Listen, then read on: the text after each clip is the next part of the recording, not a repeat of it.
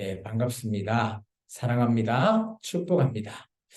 우리는 언제나 주님 안에서 이와 같이 인사로 나누죠. 언제나 우리는 주님 오늘 말씀 속에서도 서로 사랑하는 것, 정말 열심히 사랑하고 뜨겁게 사랑하라라는 말씀을 우리가 좀 이따가 보게 될 텐데, 우리가 예수 그리스도 안에서 그렇게 하기를 예수님은 원하십니다. 우리가 계속해서 베드로 전서를 보고 있습니다. 베드로 전서의 시대적 배경을 다시 한 번 더 생각해 보면 네로의 박해로 인해서 힘들어하는 교회에게 쓰여진 편지입니다. 따라서 교회에게 소망과 희망을 주는 메시지를 담고 있습니다. 예수 그리스도가 바로 교회의 산 소망이요 우리의 희망이기 때문입니다. 예수님의 부활이만이 우리의 산 소망이다라고 말하고 있습니다. 따라서 그리스도인인 우리는 우리의 삶의 자리에서 정말 실천해야 되는 내용들을 각 장마다 소개하고 있죠. 한번 떠올려 볼까요? 1장에는 예수님의 산 소망을 얘기하면서 우리에게 그러면 어떻게 살아야 되는지에 대한 메시지, 제가 제목으로 말씀드렸죠. 1장은 뭡니까? 우리가 모든 행실을 거룩한 자가 되라. 기억나신가요?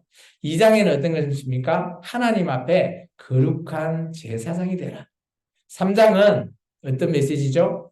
우리가 늘 우리의 삶을 선한 양심을 가지고 살아라라는 겁니다. 오늘 메시지의 제목은 뭡니까? 같이 읽어볼까요? 선한 청지기가 되라는 겁니다. 청지기가 뭡니까? 종입니다. 하나님의 종. 그리고 여기서 말하는 청지기는 주인의 종을 가리키는 거죠. 종이긴 종인데 어떤 자가 정말 하나님 앞에 선한 종으로 살아라라는 겁니다. 혹시 떠올리는 인물이 있지 않습니까? 구약시대에 저는 요셉을 떠올려 봤습니다. 요셉이 형제에게 팔려서 애굽으로 가게 되고 보디발이라고 하는 집에서 종으로 살 때 그죠? 보디발의 신임을 받아서 그곳에 모든 것들을 다 관장하면서 정말 선한 청지기의 삶을 살고 있었죠. 그렇지만 하나님은 그런 요셉에게 또 고난이 다가옵니다. 고난이 다가오지만 이 요셉은 피하지 않아요. 하나님을 의지하고 감옥에 갇히고 또 그리고 이제 바로 왕의 꿈을 해석해 줌으로 말미암아 국무총리가 되죠. 요셉의 인생은 그죠? 그냥 평탄한 인생이 아닙니다. 우리 하나님의 사람인 우리들도 마찬가지죠. 우리의 삶이 언제나 평탄할 수가 없습니다. 고난이 있습니다. 그리스도의 고난을 우리가 어떻게 해야 되냐라는 것이 오늘 베드로의 메시지입니다. 한번 읽어볼까요? 1장부터 3절입니다. 같이 읽겠습니다. 그리스도께서 이미 육체의 고난을 받았으니 너희도 같은 마음으로 갑옷을 삼으라. 이는 육체의 고난을 받은 자는 죄를 그쳤음이니 그 후로는 다시 사람의 정욕을 따르지 않고 하나님의 뜻을 따라 육체의 남은 때를 살게 하려 함이라. 너희가 음란과 정욕과 술 취함과 방탕과 향락과 무법한 우상 숭배를 하여 이방인의 뜻을 따라 행하는 것은 지나간 때로 족하도다. 여기서 말씀을 보면 1절의 말씀, 예수 그리스도는 육체의 고난을 받으셨다라고 합니다. 언제 받으셨죠? 바로 십자가에서 고난을 받으셨습니다. 따라서 우리도 예수님을 따라가기 위해서는 이렇게 얘기하고 있습니다. 베드로는 우리의 마음 안에 갑옷을 입으랍니다. 마치 바울이 에베소 교회에게 얘기했던 6장에 전신갑주를 입어라라고 하는 말씀과 동일하죠. 우리는 영적인 싸움을 해야 되는 사람이라 우리 마음에 갑옷을 입어야 됩니다. 이번 우리 추수감사절이 참 은혜로웠습니다. 임직 예배도 드리고요. 또 초청으로 해서 또 많은 분들이 와주셔서 참 풍성하게 정말 기쁘게 즐겁게 잘 보냈습니다. 그런데 그것을 준비할 때 어마어마하게 영적인 공격이 있었죠. 그죠? 혹시 저 여기 입술이 진 거 보이시나요? 물론 뭐 그러긴 하지만 하여튼 제가 또 이걸 준비하면서 기도하며 정말 이렇게 지기도 하고 또 누구는 또 막 아프기도 하고 그것은 영적인 그런 전쟁인 것 같습니다. 에베소 교회에게 바울이 전신갑주를 입어라라고 하는 이유가 바로 여기 있는 것 같아요. 좋은 일 하기 전에 사탄의 그죠? 영적인 공격이 있기 때문을 얘기하고 있어요. 베드로는 한 걸음 더 나아가서 우리의 마음이 그런 갑옷, 전신갑주를 삼고 입고 있어야 된다는 거죠. 왜냐? 우리가 이제 육체의 고난을 받기 때문이죠. 예수님은 육체의 고난, 십자가의 죽으심으로 말미암아 우리의 모든 죄를 그치게 하셨어요. 그래서 예수 믿는 자는 죄 사함을 받는다라고 우리가 믿고 있죠. 그런데 여기 보시면 하나님의 뜻을 따라 전신갑주를 입어라라고 그렇게 살아라라고 말하고 있어요. 그런데 그렇지 못한 사람이 있죠. 예수 믿기 전의 사람들이나 지금 예수를 믿지 않는 자에 대해서 표현하고 있습니다. 그런 자는 어떤 사람입니까? 사람의 정욕을 따르는 거죠. 그리고 육체에 남아있는 것을 어떻게 산다? 3절의 표현이 그런 표현인 것 같습니다. 음란과 정욕과 술 취함과 방탕과 향락과 그리고 우상숭배를 하는 거죠. 이것이 우리가 세상의 정욕대로 내 마음대로 사는 그런 길을 얘기하고 있습니다. 이런 길을 살지 말라라고 지금 베드로가 말하고 있습니다. 그러면서 이렇게 말하고 있습니다. 예수 믿기 전과 믿고 난 이후에 우리 삶은 확고하게 달라질 것이다라는 것을 말하고 있습니다. 우리 4절에서부터 6절의 말씀을 읽어볼까요? 이러므로 너희가 그들과 함께 그런 극한 방탕에 다름질하지 아니하는 것을 그들이 이상히 여겨 비방하나 그들이 산자와 죽은 자를 심판하기로 예비하신 이에게 사실대로 구하리라. 이를 위하여 죽은 자들에게도 복음이 전파되었으니 이는 육체로는 사람으로 심판을 받으나 영으로는 하나님을 따라 살게 하려 합니다. 예수 믿기 전에는 오늘 6절의 의궤에서 보면 그죠? 육체로 살아서 그냥 사람은 육체의 사람으로 심판을 받을 수 있는 그런 자이거나 근데 예수를 믿고 나면 우리는 그죠? 우리의 육체가 사람들에 의해서 재판을 받고 심판받을 수 있지만 그게 끝이 아니라는 겁니다. 영으로서 하나님의 뜻으로 그죠? 다시 심판받을 날이 있다는 거예요. 근데 이 땅에서 우리 어떻게 살아라? 그런 하나님의 뜻을 따라서 살게 해라라고 말하고 있죠. 여기서 죽은 자들에게 예수님께서 복음을 전파했다라고 하죠. 여기서 죽은 자들은 누굴까요? 예수님께서 죽은 자들을 복음을 전파했다. 그래서 이 말을 오해해서 카톨릭은 그래서 이렇게 해석을 했습니다. 아, 죽은 자를 위해서 연옥이라는 것이 있기 때문에 우리가 그들을 위해서 그죠? 면죄부를 사주고 제사를 드려줘야지 그들이 천국 간다. 그런 오해를 하죠. 그것은 오해입니다. 저는 이렇게 해석하고 싶습니다. 죽은 자들은 하나님과의 관계가 끊어진 자들이라고 생각합니다. 우리가 살고 있고 호흡은 하고 있지만 하나님과의 관계가 끊어진 자는 죽은 자들이라는 거죠. 나무에 가지가 있는데 그 가지를 지금 싹둑 잘랐다고 이 가지가 죽었습니까? 살았습니까? 죽었다라는 거죠. 왜냐? 이제 앞으로 공급받을 수 있는 나무가 물을 공급받을 수가 없는 거죠. 마치 그런 자들을 죽은 자라고 말하듯이 오늘 예수님께서 하나님과 관계에 끊어진 자들에게 복음을 전파했지만 한 종류의 사람은 자기 뜻대로 살고요. 또 다른 종류의 사람은 그것을 받아들여서 하나님의 뜻대로 산다라고 말하고 있어요. 그래서 저는 이렇게 표현해 봤어요. 우리가 예수 믿기 전의 삶, 예수 믿고 난 이후의 삶, 명확히 달라야 된다고 저는 생각해요. 예수 믿기 전에는 아까 3절처럼 방탕하고 내 생각대로 정욕대로 살았다면 그러면 예수 믿고 난 이후에는 우리가 어떻게 살아야 하나? 그것은 저는 7절부터 10절까지를 말하고 싶습니다. 우리 같이 한번 읽어볼까요? 만물의 마지막이 가까이 왔으니 그러므로 너희는 정신을 차리고 근신하여 기도하라. 무엇보다도 뜨겁게 서로 사랑할지니 사랑은 허다한 죄를 덮느니라.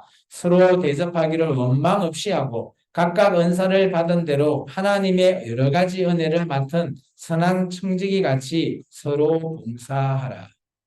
선한 청지기의 삶을 이 땅에서 살아나는 거예요.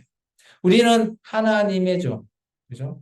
예수 그리스도와 우리가 언약을 맺고 예수님이 나의 주인으로 우리가 고백했기에 우리는 이 땅에서 예수님 앞에는 우리는 종의 삶입니다. 따라서 우리는 이왕 살 거면 악한 그런 종이 아니라 하나님 보시기에 선한 종으로 살아라는 거예요. 그럼 어떻게 살 것이냐? 첫 번째, 정신을 차리랍니다. 여기서 정신을 차리라라고 하는 원어는 우리식으로 해석하면 이런 뜻을 가지고 있습니다. 물론 뭐 깨어 기도한다 이런 깨어 있어라 이런 뜻인데요. 신중해야 되는 거죠.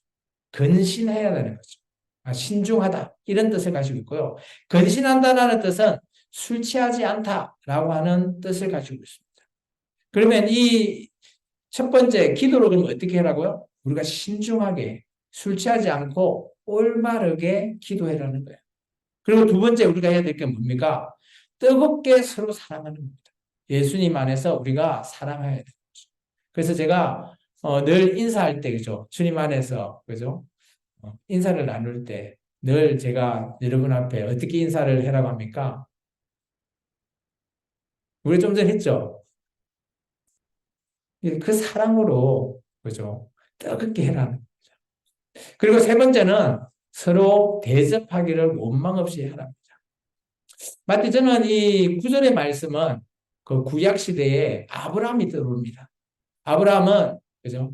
그런 광야 같은 집에 살다가 사람들이 나그네가 지나가면 손수 잘 대접해주고 그런 말미암아 하나님의 천사가 갔을 때도 소돔과 고모라를 그죠? 치러 가는 그런 하나님과 천사들을 잘 대접해서 하나님과 대화를 나누는 그런 대접하는 그래서 우리가 교회가 요즘은 너무 좀 많이 박한 것 같아요. 그죠? 그런 거에 있어서는 우리가 조금 좀 바꿔야 되고 반성해야 될 좀 있습니다.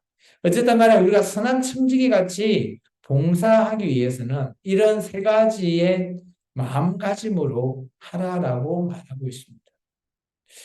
그리고 이렇게 얘기합니다.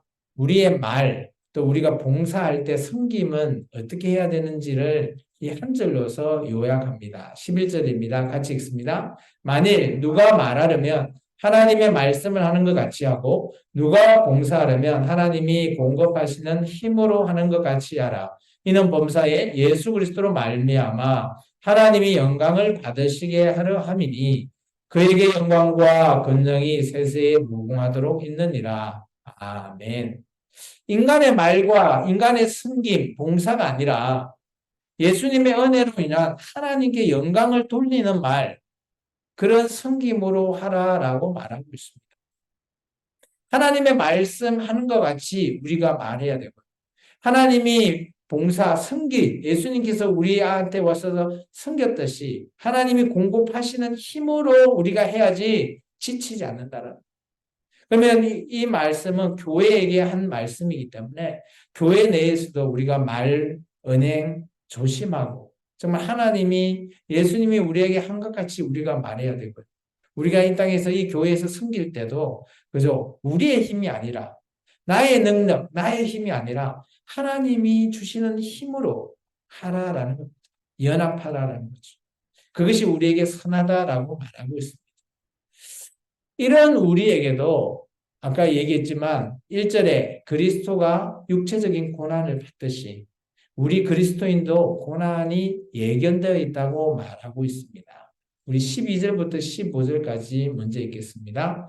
사랑하는 자들아 너희를 연단하러 오는 불시험을 이상한 일 당하는 것 같이 이상히 여기지 말고 오히려 너희가 그리스도의 고난에 참여하는 것으로 즐거워하라. 이는 그의 영광을 나타내실 때 너희로 즐거워하고 기뻐하게 하려 함이라. 너희가 그리스도 예수 그리스도의 이름으로 시욕을 당하면 복 있는 자로다. 영광의 영 곧 하나님의 영이 너희 위에 계심이라. 너희 중에 누구든지 살인이나 도둑질이나 악행이나 남의 일을 간섭하는 자로 고난을 받지 말려니와. 여기까지요. 여기 보면 연단 있죠. 연단이 시험, 실언을 뜻하는 겁니다. 그래서 우리가 이런 연단을 받는 것을 불시험 이렇게 얘기하죠. 맞습니다. 우리가 그리스도인인 우리가 당하는 실험, 시련, 연단, 이 불시험은 언제나 있다라는 거예요. 없는 게 아니에요. 아까 제가 좀 전에 얘기했던 요셉을 한번 떠올려 보십시오. 요셉이 국무총리가 되기 전까지 어마어마한 일들을 당했죠. 시련을 당했고요. 때로는 그죠 보디발 아내의 유혹을 또 시험 당했죠. 그리고 꿈을 해석해 주면서도 많은 연단의 시간을 당했던 요셉을 떠올려 보십시오. 그리스도인은 당연하게 이렇다라는 것을 말하고 있습니다. 그러면서 베드로가 이렇게 얘기합니다. 첫 번째, 그리스도의 고난에 참여하는 것을 즐거워해요. 사람은 고난에 참여하는 게 즐겁습니까? 절대 즐거울 수가 없어요. 우리가 어렵고 힘든데 그게 즐겁게 되나요? 기쁜가요? 아니라는 거예요. 근데 왜 즐거워하라는 것을 그 이 뒤에 얘기하고 있죠. 왜냐하면 우리가 이렇게 고난 당하는 이것을 누가 보신다? 하나님께서 보시는 거예요. 그러니까 하나님께 영광을 나타내는 그런 고난, 말 그대로 우리가 잘못해서 그죠? 육체적으로 뭐 도둑질을 하거나 이렇게 잘못해서 감옥에서 당하는 그런 고난을 하나님 기뻐하는 게 아니라 그리스도인으로 당하는 고난이에요. 지금 이 베드로가 말하고 있는 이 시대적인 상황은 네로의 박해로 말미암아 기독교인이 잡혀갔는데 우리 혹시 떠올려 보십시오. 우리나라에서도 뭐 50이나 이럴 때 막 어떤 운동권 학생을 잡아가면 고문을 하잖아요. 야, 풀어. 살려줄게. 그러잖아요. 그런 고난이라는 거죠. 그리스도인에게 야, 또 다른 그리스도인을 풀어. 그러면 살려줄게. 그런 고난에 참여하는 것, 그것을 기뻐할 자가 누가 있겠습니까? 그렇지만 그것을 보고 내 동료를 고발하지 않고 끝까지 지키다가 뭐 죽을 수도 있죠. 그럴 때라도 하나님께서는 그것을 보시고 하나님께 영광을 드리는 것이다라는 걸 말하고 있어요. 그러면 베드로가 지금 말하고 있는 건 뭔가 하면 우리가 이 땅에서 순교할 각오까지 하라는 거죠. 이런 고난이 올 때. 그래도 그것을 누가 보신다고요? 하나님께서 보신다는 거예요. 그리고 두 번째, 14절에 보면 그리스도의 이름으로 치욕을 당하면 복이 있는 자래요. 내가 예수님을 전도하면서 그런데 상대방이 나한테 욕하고 뭐 하더라도 치욕을 당하게 하더라도 우리는 복이랍니다. 왜 그럴까요?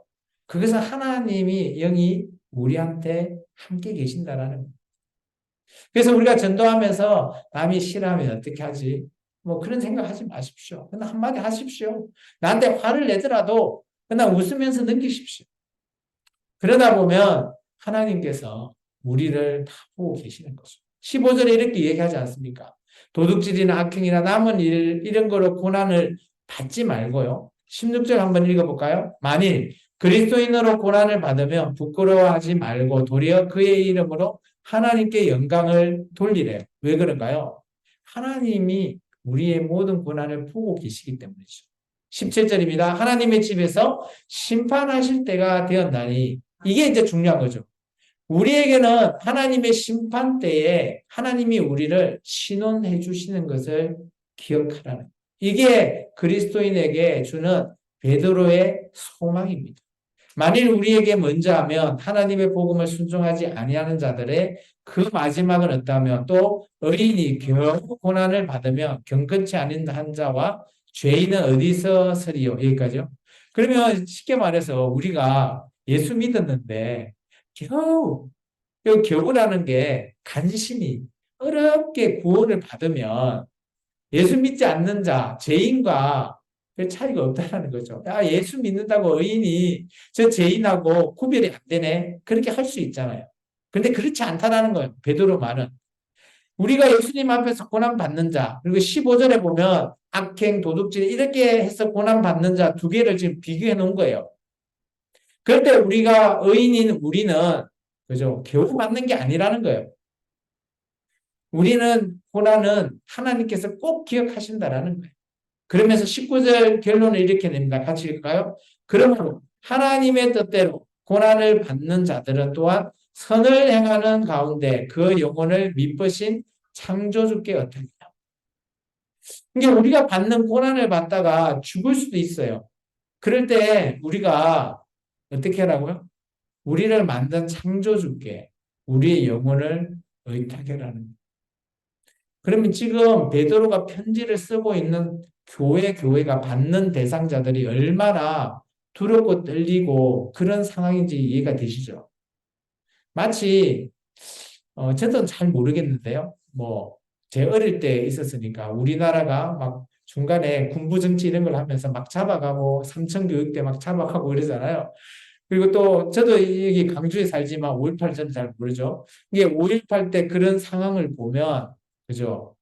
그렇게 당하는 그런 모습들 참 이런 걸 봤을 때 그 참 그죠? 내 살겠다고 누구를 이렇게 일러 바치고 이러는 것 그거 아니라는 겁니다. 그리고 우리의 목숨 순교까지도 각오해라라고 말하고 있습니다. 기독교는 순교의 피 위에 세워졌다라고 말해도 과언이 아니에요. 제가 한 몇 달 전에 염산에 있는 제일교회, 제일장로교인가요? 거기에 염산교회를 갔다 왔어요. 그것이 순교를 한 77명인가요? 한꺼번에 바닷물에 수장을 당해서 순교한 교회, 순교를 당한 교회예요. 6.25 때. 참 그런 거 보면 그죠? 그들의 영혼이 어떻게 했습니까? 하나님께 오늘 딱 이 말이에요. 19절에 베드로가 하나님께 어떻게 해라는 거예요. 우리의 육체는 죽을지 모르겠지만 우리의 영혼의 심판을 받는 그 하나님 앞에 어떻게 해라는 거죠. 그게 순교의 자세고 우리 그리스도인이 언젠가는 당할 수 있는 고난을 말하고 있어요. 지금 한국 교회는 너무 편안합니다. 너무 평화롭죠. 너무 감사합니다. 뭐 그렇다고 이걸 고난 당하라, 순교하라는 말이 아닌데 언젠가는 이런 상황이 올 때 우리도 이런 각오를 가지고 있어야 된다는 거죠. 하나님 앞에 우리가 늘 각오하면서 나아갈 수 있는 저와 여러분이 되기를 주 이름으로 축원합니다. 우리 이 한마디만 읽고 한 절 읽고 마칠까 합니다. 같이 읽겠습니다. 교회는 선한 청지기로 깨어 기도하고 뜨겁게 사랑하고 원망 없이 대접하며 말과 섬김을 하나님이 우리에게 한 것 같이 하라. 아멘. 우리가 선한 청지기로서 정말 주님의 종으로 이렇게 행할 때 하나님께서 우리가 이렇게 행함으로 당하는 고난 다 보신다라는 겁니다. 우리의 목숨까지도 내놓을 그런 시기가 온다면 서슴없이 힘들겠지만 내놓고 하나님께 의탁한다면 하나님께서 그것 또한 받으신다라는 겁니다. 명확하게 기억하시고 우리의 삶과 우리의 신앙을 잘 지켜나가는 저와 여러분의 삶이 되기를 주의 이름으로 축원합니다. 기도하겠습니다.